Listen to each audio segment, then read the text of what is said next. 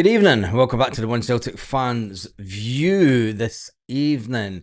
It is Monday night. There's a bit of hurrah. There's a bit of meltdown after the game at the weekend. But what's the point in talking about it? You can't change decisions in games. You've got the media in the UK, in Scotland, sorry, not in the UK, because media in the UK don't care about Scottish football. You've got the media in Scotland obsessed about things that happened in January transfer window with a certain Celtic player. Obsessions on questions on things that can't be changed. Like the game yesterday, whether it was the right decision or wrong decision, I don't give a shit. The penalty was given, we scored it, we won, end of. Do you know, people can have their meltdown. And I think that the reality of situations, and people just need to just not give a fuck anymore. Because you know what? The media in Scotland are just absolute nonsense shit stirrers. And the best part of today was the fact that the Rangers manager took the players up to Loch Lomond and then a wee jaunt up a hill. Let's talk about that. If you want to talk about really crazy shit, what's going on in the world? I mean, if it's not meltdown, Scott, you got me on one. Where's that one? Where's the comments? if I'm just perplexed at the outcry with certain things in the Scottish media, but to know, I think I've got a feeling that young lad Martin at Rangers, he must pick up the paper in the morning and go, I need to, I need to go one better than this Celtic mob. We can't have them beating us with all the headlines. So right, lads, get on the team bus, mini buses, and we're going to go to Loch Lomond. What? What? And then the Rangers manager takes them for a dip in the freezing cold waters of Loch Lomond as a team bonding exercise. But never mind, you know, Kelechi seemingly didn't want to come to Celtic in the first place. He turned us down a couple of months ago. There's this and there's that narrative, do you know? Square sausage, mate. There is no chance that I would get into the mate. Our season tickets, when I tried to move it to 111, were marked Green Brigade, even though I wasn't in the Green Brigade. My tickets were marked Green Brigade. I couldn't move out of section 111 when I wanted to go and buy corporate tickets. There's no chance of me getting into any boardroom, even undercover. And I ain't dressing as no woman for nobody. Sorry. At the end of the day, the decisions. Yeah, Joseph. Yeah, we move on. That's it. At the end of the day, we move on. So, in other Celtic news, it's a big week for Brendan Rodgers, as far as I'm concerned, because we do have a game this weekend that is completely different. It's not a league game. It is a cup game. So Brendan Rodgers will have a massive decision to make. And what will the Celtic fans do? Because it's a big week for them also. Celtic will take a massive support over to Maryhill. Over at Partick Thistle. Has he? Quite rightly so. Is it for taking them up the glens and the lochs and the glens? Jesus. Anyway, we digress. Brendan Rodgers and the fans have got a big decision to make this week, because after the demonstration of being in the back of the stadium and quite a lot of fans taking part in it, how do you feel that it went? Having seen the stadium being completely empty, and then banners going up for getting rid of Nicholson and Lawwell Chris Mackay and Dermot Desmond. And this morning's video I spoke about, would Lawwell be enough? And I'm going to do a poll on that because it's a fantastic poll question just to get your thoughts.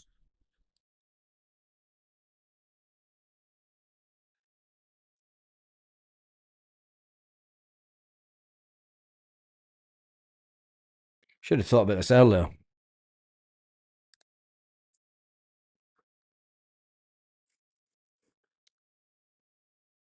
Would Lawwell be...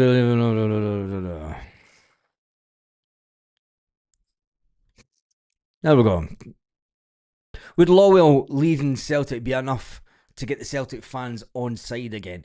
The demonstration. I mean, how do you think that the demonstration really went?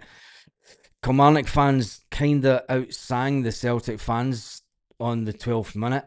The Celtic fans did kind of stay out in big numbers, as we see there.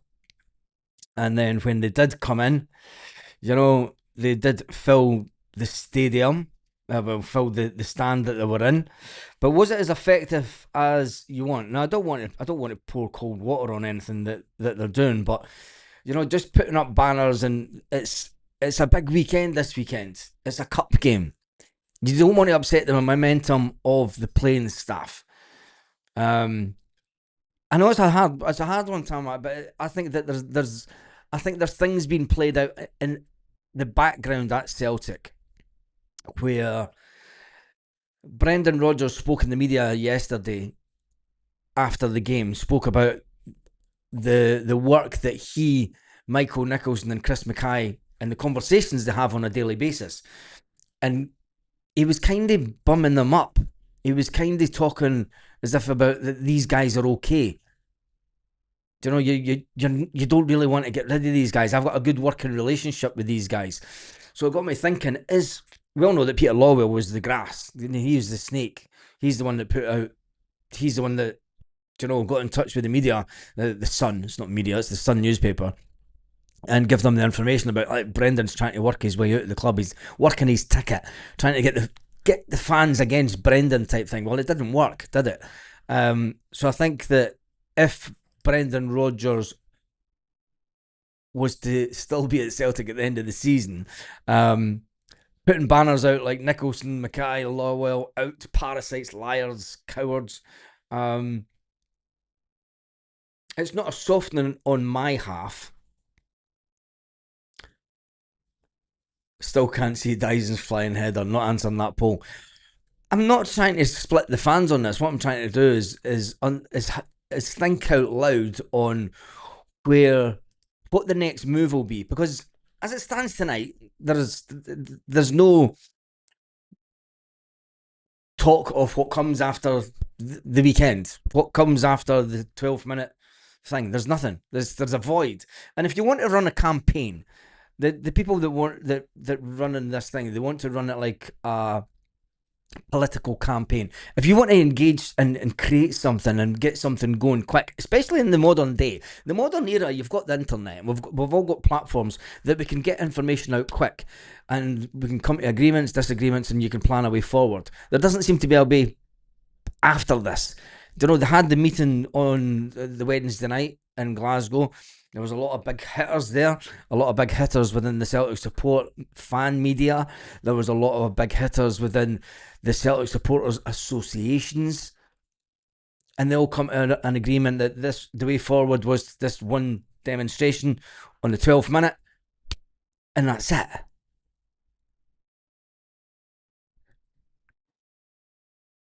There's a void now. Tonight there's a void. I mean, there may be discussions and what's going on, and there's no emails or anything went out to everyone that was on the email list. And I just think in the modern day, in the modern campaigns, if you want, it's a terminology that I don't like using, but when you think back to the Gulf War, and not just that war, but many wars, it's all about winning hearts and minds. If Celtic fans want to create change, they have to keep on engaging with the bigger fan base on a daily basis. and there's no one to do that. So, I mean, that after the game, I'm just the wee hitters were there too, like Kaiser. I mean, Kaiser, what do you think? What do you think is the next step? I mean, let's be honest, because without a plan, if you fail to plan, you plan to fail, is the well-known saying. So would Lawwell leaving be enough to get the fans back on side? 60% of the people online right now say no. 40% say yes. See, I think that this one could split the fans. And I think that if it does happen, that Peter Lawwell all of a sudden retires. Let's see what happens when the financials go out this week. I'm sure it's this week historically that Celtic put out the financials before the AGM. So in two ways, it's a massive week for the Celtic fans because they need to think about what is next, because they're going to have a bigger fan base at the game this weekend. They'll have more fans. Will more fans go along with any planned demonstration? Will more fans go? Don't know what will be. There was around about 25-30% of fans decided that they were going to go in straight from the start, not interested in it. You see that you could say that that's a split already within the fan base. But I said that you're never going to please all the fans all the time. There'll be a lot of fans that say, "Look, just fucking get on with it." There's not a lot we could do. And then the other big thing that we've got this weekend is who does Brendan Rodgers play? Because it's a cup game. And we do have a lot of important games coming up. We play Partick Thistle in the Premier Sports Cup this weekend. And then after that, we have a Europa League game. Brendan Rodgers will want to try and keep the momentum going with the team, but he also needs to bring in squad rotation. And having an away game in Europe on Wednesday night next week is going to be an interesting one. Celtic don't do that well away. We played at home the first game last season and we got a fantastic result. Can we get a fantastic result away from home the first game? And will that set us up? Will that change the mind of the fans that, maybe Brendan Rodgers is right? What are you doing on that? Doug's jumping about. But back to the Partick Thistle game. Who does Brendan Rodgers start? For one, I think that he should be starting a certain goalkeeper in goals. I think when it comes to the cup, there needs to be big changes within the team. But at the same time, it's just a new squad of players that are kind of together. So Brendan Rodgers has got a big task ahead of him this weekend to decide, does Sinisalo start? I think so, yes. I think Sinisalo should be told, you're getting the cup games. That's it. Kasper, there was times in the game yesterday where Kasper Schmeichel, let's face it, put the fear of death. Into people. Let me just we do great away bars. Remember Lisbon. Who do you think will replace Lawwell? I have no idea. That's a conversation for another day, mate. You need to get things to happen first. Don't you think that the boycott would hurt the players more? Donald, no. If it had the impact that it should have had. And I don't know if it was because Sky turned the volume down. I mean, Michelle says that, and people that were there said, look, people started singing. The fact that Sky turned the volume down on the Celtic end, and the microphones on the Celtic end, kind of give us the illusion that the singing never really took off in the first place. But you would think it would have if the whole stadium, if the whole stand starts singing at once, and makes as much noise as it can, it should motivate the team. But then again, when you're away at Kilmarnock and Kilmarnock are playing 6 at the back, 5 at the back, scared to go forward until the 80th minute, it kind of defeats the purpose of the fans doing anything. The look on the board, members, all the media, Sky and everybody turned to the board, and you've seen minus Lawwell, And this is why I think that there could be things going on in the background. I'm maybe looking into it far too much. And maybe Lawwell just went, do you know what? I'm going to miss this one out. Just I've got an afternoon lunch that I'm going to go to, mate. I've got the grandkids round or something like that. And Mark Lawwell coming back to replace his dad, not a chance. Brendan Rodgers chased Mark Lawwell out, remember, because of his inadequacies. He's definitely not coming back. Seamus says to next year, is he the new Jota? I think he's going to be player of the season already. But as they were singing before we went in, are you talking about the fans behind the goals? Yeah, I know they were singing behind the goals. I've seen videos of this, they were singing behind the stand. I'm just wondering, did it have the impact? And what's the next step? I'm just asking, what's the next step? As many fans will be. I mean, we'll be sitting tonight, and it's all I'm saying is, if you want to have and build momentum with things, you have to get the majority of the fan base to grab a hold of this and be as enthusiastic as the people that were behind the goals. I've seen lots of, on my social media, I've seen lots of videos of people behind the scenes before they went in, the first 12 minutes. Lots of singing going on there. I mean, I've seen loads of videos from guys that were there. So I know what it was like. But when you take a step back and you're thinking, what is the next step? Because you want to keep everyone as motivated as possible. You don't want things to tail off and fade away. Do you know? What did they do this week? Coming. Did they do another 12-man protest, 12-minute protest? Does that have an effect on the team? It's a cup game away from home. Do you go in and do we try and back the team to get a quick start and hit Partick Thistle quick? Get the players really motivated? Because the players seen the way that the fans reacted to the goal last minute. And they'll want to carry that on to the next game. They'll want the fans to give them that backing right from the start.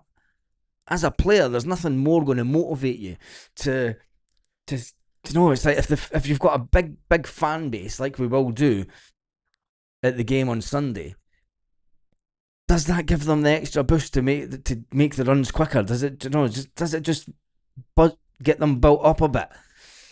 I'm just asking questions. That's all it is. Lawwell has to go first to cheat. And then Dyson sign new contract, and then do you know what? Seamus, you've kind of stole my thunder there, because that's something that's crossed my mind. What if Lawwell, and this is something that could seriously come into play, my friend, is, do you know, what if Lawwell does go? What if he is the one that in the background that has been the spanner in the work? Do you know, what if Lawwell goes and then the board start getting this little bit of freedom? What if it's Lawwell that's been holding things back at the transfer window, telling them not to do things? Do you know, Brendan Rodgers coming out and saying, look, these guys work hard as anything. I mean, he's seen Nicholson and Mackay in on Christmas Day, helping out on Christmas Day, you know, feeding families and stuff. He never talks about Lawwell, ever. So there is that power struggle there.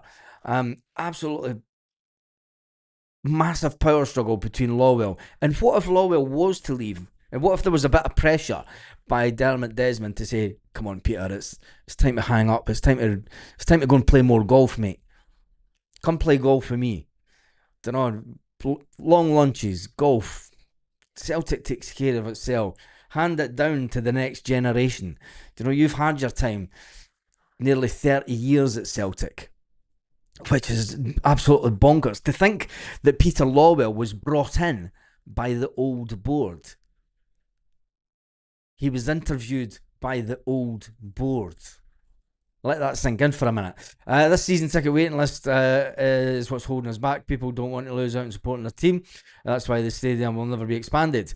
No, the stadium will never be expanded because the financial constraints of the cost of building the main stand, the fact that Celtic, even though they sell out tickets, if you've got 10,000 people leaving on the 85th minute, the 80th minute, if you're going to add another 10,000 onto that, there's a big percentage, say 2,500, so you're going to get another 2,500 leaving. The modern day football fan in Scotland, I don't see it in. I definitely don't see it in Spanish football. You don't see this mass exodus of people on the 80th minute. It's a problem in Scottish football. You can't deny it. We can't deny it at Celtic. I don't want to be pointing fingers. That club does it. That club does it. They're fucking away in the 80th minute. It's a problem at Celtic. And let's not lie about it. The infrastructure of where the stadium is, the stadium footprint may be big enough, but the capacity to... And the problem is that Celtic is a fan base from all around the country. And while you get a lot of people that will come into Glasgow just to watch the game, they've got to come in, they've got to park cars, they've then got to exodus out in an orderly manner. People leave early because they want to beat the traffic. It's nothing new. It was an issue 6 years ago, and it's an issue that seems to have gotten worse, and more people are leaving early. I don't agree with it. It's nothing. It's something that I would never ever done. I mean, I've got pictures of me in the stadium when the majority of the fans have gone. But it's a modern thing, and that's what will hold the PLC from investing the money, because they don't see it as... They're not a Barcelona. Do you know Barcelona wanted to make more money? The only way that they could think of making more money, right, we can knock the stadium down and we could make it 105,000. They know that their fans stay to the very end. They know that their fans will purchase home tickets and they'll sell out every single week. Celtic don't, and that's the thing. And you can say, but there's a waiting list. There's a waiting list of people that also don't know any Celtic songs. There's a waiting list of people that just want to come to the big games. There's a waiting list of people that are going, do you know what? I only want to come to watch the Celtic Rangers game and then try and get a European ticket. They're not interested on watching Partick Thistle on a wet Wednesday night in a cup game in December, say, if it was to happen. Do you know what? We've all been there before. But anyway, Lawwell's causing a lot of the financial issues at Celtic. And that's what's got me thinking, to the comment. What if Lawwell was to leave Celtic? And then all of a sudden, whilst there may be a void of someone not at the helm of the club, as in chairman status, but what if it releases a lot of pressure off the internal workings of Celtic Football Club? What if it releases a lot of pressure off the people that are already there? Paul Bear's missed his bus by not leaving early in the past.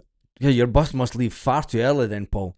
Because if it's parked behind the ground, I mean, where's your bus parked? Jesus. We were having a lock-in, Baz. Refused to leave after the game, as many as possible. I think that's one way to do it. I don't think that it achieves something, Kaiser. I don't know. I don't think that type of thing works. I think that there has to be something a bit more exciting, something that grabs headlines. Sit-ins, late walk-ins. What does it really achieve? Nothing. It's just people having their little say. And as you can see at the weekend, not everyone was for it. But anyway, we move on. Brendan Rodgers, what does he do this weekend? We'll start talking about the game this weekend, because Brendan Rodgers has got a massive decision to make when it comes to the goalkeeper. Does he start Kasper Schmeichel, who, even in the game yesterday, did put players under a bit of pressure? I love a lock-in too, but not the type of lock-in that Kaiser was talking about. Used to have some great lock-ins back in the day. You don't get that anymore, do you? Well, the pubs are shut. There was a pub back in Glenrothes. My mate was running it, It's pretty much a restaurant more than a pub. There's a wee pub bit, but it was one of these Brewers Fair type things. But it wasn't a Brewers Fair. And we used to go. It had the coal fire, open fire. We used to go in there, have a lock in. We used to, like come up at like 11:30. Wait till the last customers. Just stand at the bar with our pint, lock the door, sit round the back. Brilliant days. And then a couple of boozers that we used to do it as well. Don't get that anymore, do you? People don't drink the same. Loch Lomond Inns, like the Huns. Loch Lomond Inns. Oh, Jesus. Banter tonight. But anyway, does he go with Sinisalo? Because let's face it, Kasper Schmeichel did put players under pressure. He does it every game. I don't know why he does it. I mean, there was one, he kicked the ball out yesterday, and you're thinking, Jesus. There's been a lot of animosity about a certain player that signed from Manchester City. It's a squad game. I mean, you could bring the team sheet back up from yesterday, but I think Simpson Puzzi will make an appearance of some sort in the cup games, you would think, especially with Trusty being out injured. Cameron Carter-Vickers, I don't think he'll be rested. Will Scales be rested? Maybe. But then again, you've got to think about Dane Murray. Don't know, where does he come into the equation? Dane Murray will be looking to try and kick on like his wee mate, Colby Donovan, who played absolutely fantastic yesterday. But then players like Luke McCowan, you're wanting him to start in the cup game. I'd say even Arne Engels and Paulo Bernardo should maybe start and rest Callum McGregor. Although you won't rest Callum McGregor, but I'd be right up for just putting right Paulo, Arne, and people don't start moaning about the price tags of players, please. Can we put it to bed how much the players cost? See if you're sitting, and this is the thing about going on about the past and things.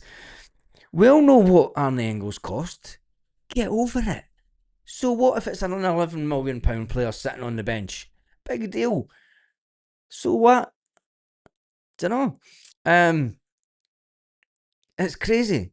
I just think that we should focus on the squad that we've got. Brendan Rodgers, I'm happy enough that we've got the hotel at Parkhead just won't work. Maybe in European games it'll attract business, but overall, I think you'd be wrong there, Kevin. I think you'd be wrong there because it becomes a tourist attraction. And I've seen hotels at other stadiums, they can hold other events, they can hold marketing events and stuff like that. There's lots of other things that they can do within the hotel structure. I knew a guy that used to run hotels, and the majority of the money that comes into a hotel isn't the bed per night. It's the other things that ultimately make a good hotel money. You know, obviously they go on the capacity, and obviously they go on how many beds you've got taken up every night. But I think that the hotel is no longer in the running because the planning permission ran out years ago. Anyway, getting back to the midfield for this weekend, I think for me, start Luke McCowan, Arne Engels, and Paulo Bernardo in the midfield. Drop Callum McGregor, not for any reason that he's not fucking whatever. I'm just thinking about the Wednesday night game, right? Drop Rio Hatate. For me, Rio Hatate needs to.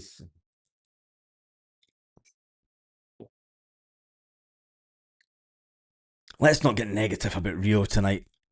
It was a sore one that he got in the back of the buttocks, but yeah, let's give Rio a bye tonight. And then the forward line. Does the manager change the forward lineup? I would give Johnny Kenny a chance. And then you've got the whole Shin Yamada question. Do you put in Johnny Kenny? Do you put in Shin Yamada? Is Shin Yamada up to it? Yang. Let's not even talk about Yang. But then you've got to talk about the guy who took the penalty. The guy who wasn't penalty taker and turned around to the captain and says, "Can I take this penalty?" Oh, Celtic have got an updated picture of Jota on the. Oh, you gotta love this. Oh no, but he's not got his hair dyed. It's not an updated one. It's probably one from a few months ago because he's bleached his hair again. He's bleached his hair, hasn't he? Like Dyson. I'll get this up on the screen just for the pure banter tonight. Yeah, we've still got Jota to come back. and Alistair Johnson. This'll get the women all going tonight. There he is. Just think. You imagine these two on a night out. It's like lock up your wives. Glasgow, lock up your wives. Guess who's out tonight?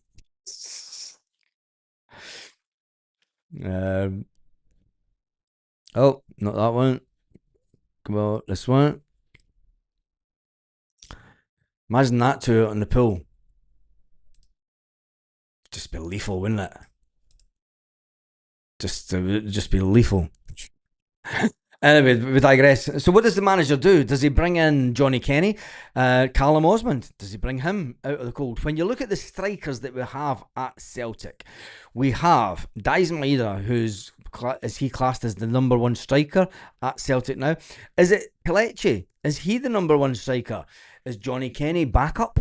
Is Shin Yamada backup? We now have at Celtic for the first time and God knows how long, we have 5 strikers at Celtic. After struggling for so long to get good enough backup for Kyogo, players came in and players didn't get enough game time because Kyogo was on fire, so they would want to leave the club. We then go and get Adam Ida, who come in and scores 9 goals in his loan spell, scores the winner for the Scottish Cup. He then gets bought by Celtic at exuberant amount of money because we were absolutely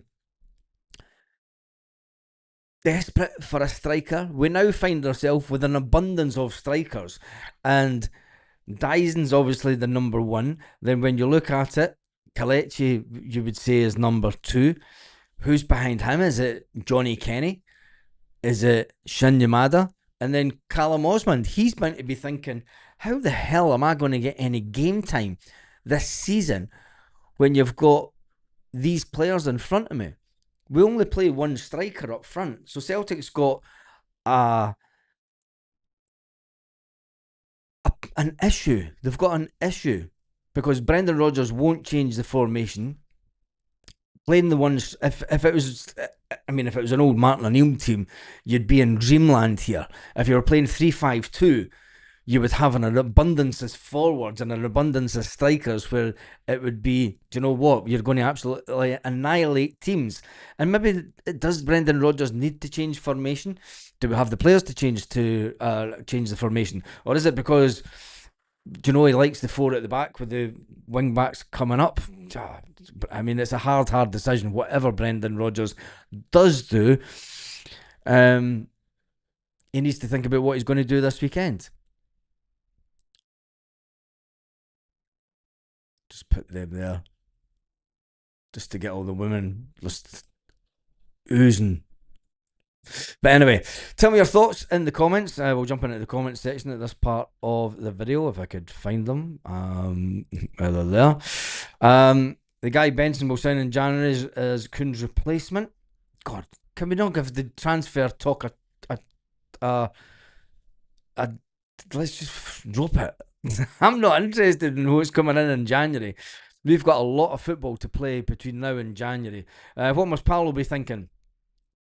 It is an interesting one because Celtic put so much into getting him in as a player. He's highly thought of back in Portugal, and I mean, it's a hard midfield, and that's why I think this weekend Brendan Rodgers needs to just make the changes. Play Paulo Bernardo in Callum McGregor's role. Play Arne Engels a little bit further forward, and Luke McCown. Let's just do that. Lord, nah.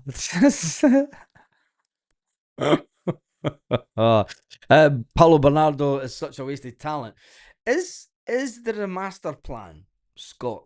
Do you think that Paulo Bernardo's been brought in with a master plan of taking over from Callum in the long term? Can we keep Paulo Bernardo here long enough and is that the ultimate plan? Because it was not so long ago that that was a plan at Celtic. You would have players in, get them up to speed, get them, really ingrained in the club, and then when a player does retire, a bit like when, and the reason that I'm saying that is because Celtic went all out in love mode today, dropping love bombs of Aaron Moy. Now, Aaron Moy was the last player, I would say, that left Celtic with a player. Aaron Moy was the last player to leave Celtic with a player that was ready-made. And although he was young, he was untested. We got him for 1.5 million. He came in from MK Dons. There was still a bit of question mark about Matt O'Reilly, but he slipped into the role that Aaron Moy left. And it's just got me thinking, is that the reason that Paolo's getting kept on ice? Yes, Baz, I believe he'll be agree. I think so. There has to be something in it. Because if it's not, I mean, Paolo will end up going, look, I want to go and play football. And maybe he has been told. Maybe he's been told, look, mate, you're the long-term replacement. We can give you a fantastic platform. But then will that be good enough for someone like Paulo Bernardo? Because ultimately, he will want to try and prove himself at the high. He's Portuguese. Every Portuguese player wants to try and get into the national team. And especially in that midfield, since there's players in the midfield that are hitting retirement age, there's positions opening up in the midfield in the Portugal team. And Paulo Bernardo will be thinking, do you know what? I don't want to miss my turn. Engels is slipping down the midfield pecking order. Is he? Or is the manager just keeping players for European games? Do you think that Benji is a bit too slow for the Scottish game? He's not a winger. He's more of that holding midfield that Calmac does. But understand what you're saying. But when Celtic are on fire and Celtic are playing the one-touch pass, fast attack playing football, Benji makes those runs into the box unnoted, just slips in. That's potential goal machine. If you play the right type of football, and if you can execute it the way that the manager wants it executed, the way that they execute it on the training pitch, when you've got a player like Benji having the ability to come in and he's a good finisher. Is he too slow for the Scottish game? Nah, I don't think so. I just think he's getting used to... You've got to remember that Brendan Rodgers and Ange Postecoglou both spoke about a bedding in period for players. Both of them have said you need to give players at least half a season to bed in a new country. Do you know, it's they're away from home, brand new country, listening to the Glaswegians speaking. What? What ain't that, mate? You're fucking brilliant. Fucking weekend, like, you know what I mean? The fuck are you saying, mate? Do you know what I mean? Take pity on these guys. Balwiska is pish. One. Benji's tore a caravan yesterday and just kept fouling. I'm not. That's the last of the negativity. What's happening with Shin and Kenny? I'm gonna sneeze.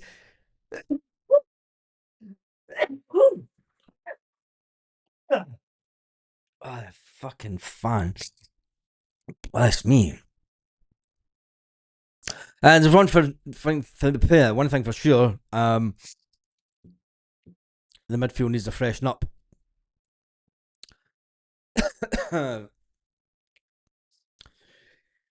We're going to get onto the conversation about Callum McGregor, and we had this conversation last year. People would say that Callum McGregor is rubbish. Thank you, people. Thank you for the bless yous.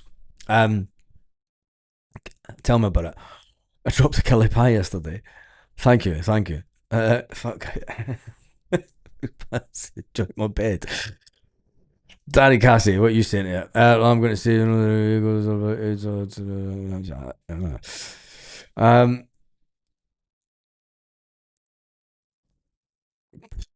Babushka getting judged already. Yeah, I know. I think that I'll go with the manager, and that players need a bedding in period. To have your first game on a pissing down, windy, terrible pitch in deep, dark Ayrshire in Scotland. Do you know, the only good thing that ever come out of there was whiskey and Rabbie Burns. And the whiskey's died out. The Johnny Walker's shut down, is it not? And Burns has been dead for ages. Well, maybe Butlins. But playing football in Kilmarnock on a Sunday afternoon when the weather's terrible isn't the best, is it? I hope Hibs wear the hoops next week. I hope they do as well. Meltdown over penalty award yesterday is hilarious. It got me thinking. I mean, I haven't looked at it. I haven't looked at social media at all today, I'll be honest. Purely for the fact that I've been far too busy. But there seems to be points every single season that there's a meltdown about a decision. If it was a game that was of massive importance that changed the trajectory of the league, it didn't. It put Celtic back top on one goal of a goal difference. This penalty. When you look at Rangers, they're in free fall. Do you know, they're 10th in the league. And for their fans to be more obsessed about Celtic and a penalty rather than their own team being 10th position in the league. Celtic fans would be, if Celtic, I'm going to tell you a thing, right? If Celtic were 10th in the league, you can guarantee that right now, every single day, there would be a mob outside Celtic Park calling for the head of the manager, the head of the CEO, the head of everybody at Celtic. There would be complete meltdown. Celtic have never, ever been that bad in the league for a very long time, if ever. 10th in the league. And I know we're only 5 games in. But being that obsessed about refereeing decisions rather than what's going on within the 4 walls of their crumbling stadium, and they'll say it's not a crumbling stadium, but it's an old shit brick house. It just shows you the mentality of the people who are, we are the 10th placers. We're not the people. But anyway, I think you should just get over it. Scott Brown had more drive at the end of his career than Calmark has at the moment.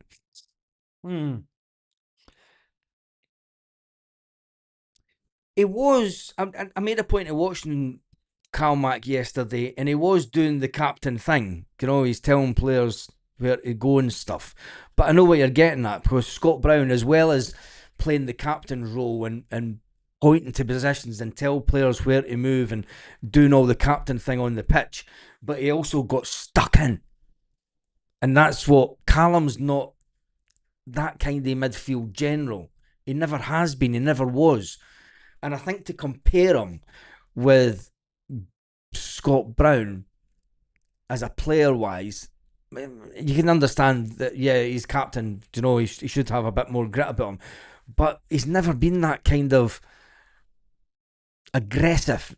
He's never had that aggressiveness in him. Is that the right word? Because, I mean, you could say it was kind of an aggressive nature that Bruni portrayed. It's because he's not that aggressive. Do you know what I mean? As soon as he finished his football career, he started growing his hair again. I mean, it was all for show. You know, it was all bravo. It was all just fucking football. He knew what he was doing, Bruni. Very intelligent guy. Although he's Fife, I'll give him his due. He's not that intelligent sometimes. But anyway, Callum is a different kind of player, and it's up to the manager to try and get the best out of Calmark. Calmark's class. At this time, we need a leader from the bench playing a bit part, creating the means to play for Celtic. He's an amazing asset. Yeah, he is.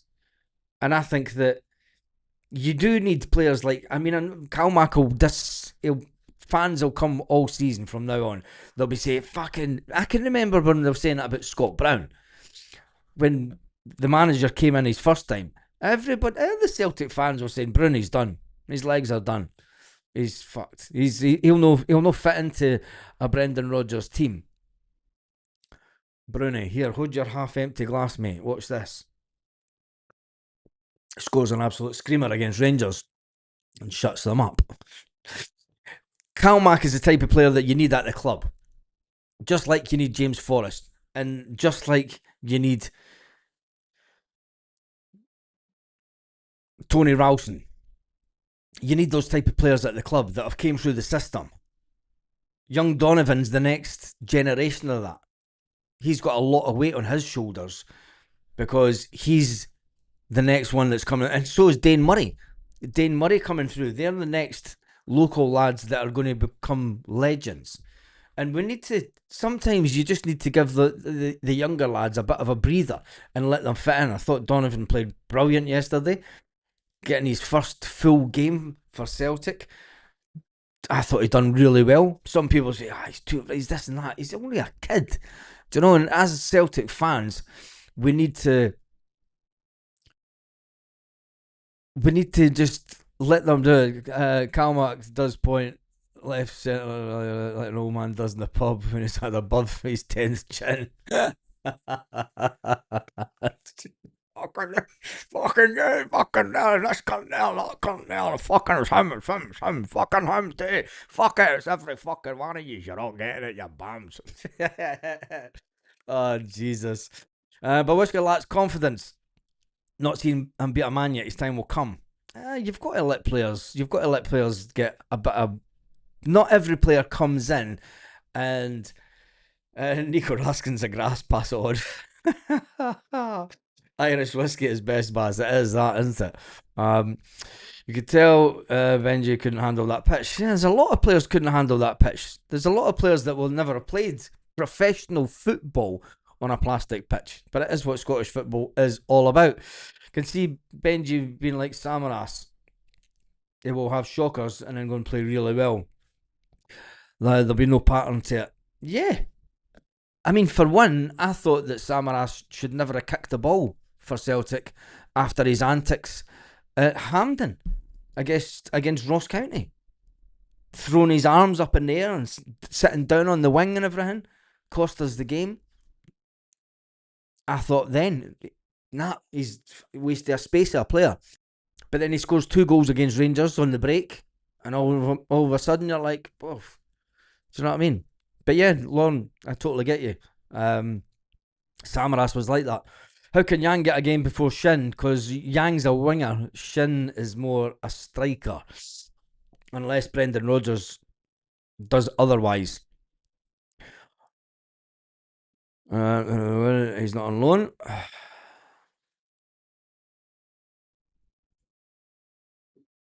I'll just jump through these. I thought the other handball was more of a handball. I mean, there was one of the ones I seen that they were trying to say was a handball. I even seen some Kilmarnock member of staff saying there was a handball, but it actually looked as if the Kilmarnock player and the Celtic player hit both their arms at the same time. Big Rusty had the team out. Big Rusty the clown had a team building day at Loch Lomond. Yep. Completely different positions. Yep. We complain about the same things, but we move on. No more plastic pitches next season. Is going to be a big lift. So many players pick up injuries. Yeah, I'll be glad when they get rid of it. There's a lot more things that need to happen in Scottish football rather than just getting rid of plastic pitches, but that's a conversation for another day. KT should be back up left back. He's not the player he was. I'm praying and improves. Love the guy. Yeah. But is that down to his fitness? Is it down to him slowing down? He shouldn't be slowing down because he's at the age where he's at his prime. He is at the age where he's at his prime, and he should be coming on. He should be coming on to a game just now. Do you know? He should be just coming on to a fantastic game. But Kieran Tierney doesn't seem to be. He seems to be carrying issues from last season And if Celtic knew that he had those issues, do you know why bring him back? Because if you think that Callum McGregor's bad just now, what's Kieran Tierney going to be like in 3 or 4 years' time when he can't finish a full game? Do you know if people are giving if people are giving Callum McGregor stick, and Callum McGregor didn't do a Kieran, he didn't bugger off. He stayed here. He stayed here to the death. One team man. Kieran Tierney got sold for the highest bidder. I need 2 votes on the poll so we could finish at 300. Would Lowell be leaving Celtic be enough to get the fans on side again? And it's an interesting split. 46% say no, say yes, and 54% say no, it wouldn't. I think that that's the type of split that's going to end up happening within the fan base regarding certain types of demonstrations. And the ball bang on Jazz just jumped to 301. We'll lose 1%. But there is the vote. Oh, it's bang on 300. There we go. Perfect. Bang on 300. Hibs will be the test for us. I'd really like to get Bowie. That's a talk for another day because will Celtic make a move for him in the next transfer? I mean, where does he fit into the team? I mean, you're talking about bringing in Bowie from Hibs, but whom do you drop from this team when you've got an abundance of players? Won't let me vote twice. Hank, you're in America. You rig votes all the time. Joke. KT was pushed out. Pushed out the time he left. Yeah, he was pushed out by Peter Lawwell. Strangely enough. I think Bowie would be a good acquisition when Dyson goes, probably the end of the season. Yeah, could be, but then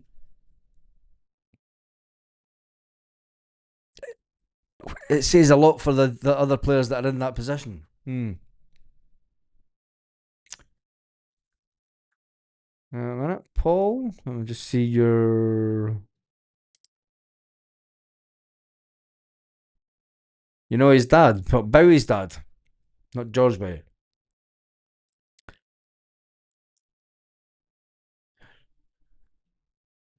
Right, anyway, that is me done and dusted for this evening. I wasn't expecting to go on for 52 minutes, but we've managed to blather on. There's been only 1,700 people on the live tonight. Baz, behave, I'm back. By popular demand, you're back. Guess who's back? Hank is back. Some players aren't the same after serious injuries, physically, psychologically. Maybe this is KT. Is it KT? I mean, I think if anyone had a really bad injury, and one of the worst injuries you could ever get would be Henrik Larsson. We can all remember Henrik's foot. You can all remember Henrik's foot, and you're thinking, oh, fuck. And you're thinking, how the hell is Henrik ever going to kick a ball again? Never mind be as good as he was. I mean, I think when you think back to that game in Lyon, and we all seen Henrik's foot just going in a direction that was physically just it wanted to make you just break down and cry. Bring back the Zoom calls. Because maybe it's a Sunday night that we usually do Zoom calls when nobody's about. And it's just the usual reprobates. I mean that in the nicest terms, obviously. We're doing fuck all. It's Monday night. We're all doing. Cheers, Tam Mac. That makes me feel so much better. The viewers are actually down on this Monday. They were higher last week. Michelle is still it's Carly boycotting. It's funny that she's boycotting because she's still a paid membership. Anyway, yeah, Alan says that was horrific. It was horrific. Larsson had a brilliant surgeon who told him he would fully recover. Yeah. Anyway, on that note, have an absolutely fantastic evening, Celtic fans, wherever you are. I had last October leg scaffolding jog on it. You can jog now. There you go. Anyway, right. See you in the morning. That's what an ending. What a way to end.